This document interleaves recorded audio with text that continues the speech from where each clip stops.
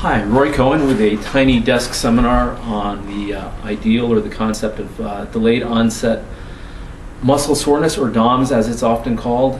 DOMS is that the sensation that you feel maybe a day, 2 days, 3 days after a strength training session, a yoga session, a Pilates session, where your muscles are just sore, kind of an almost bruised feeling through the belly of the muscle and even to the tendons to the point of insertion.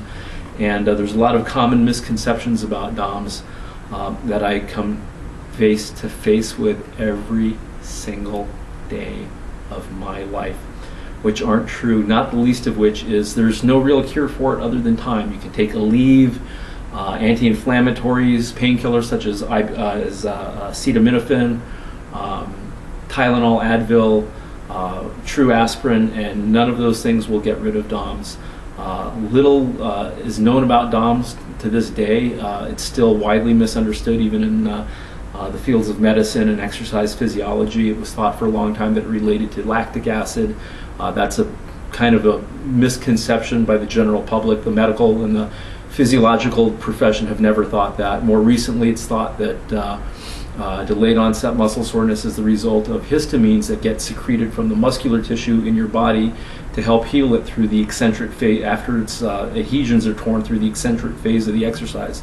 So when you do negatives, in particular negatives through a slow range or through a full range of motion, the more the muscles expand and stretch, the more those adhesions get broken, and it's these histamines that are released to heal it. Now, the histamines are very acidic in nature, and it's the acid, the properties of the acid touching the nerves or the motor units and the nerve filaments inside your musculature that cause the soreness. The acid touches the nerves go, whoa, we don't like that. And it's probably an evolutionary component in order to get us upright hominids to not do again too soon what we just did to make us sore to begin with. But the modern fitness culture is a different kind of hominid, so we jump right back into it.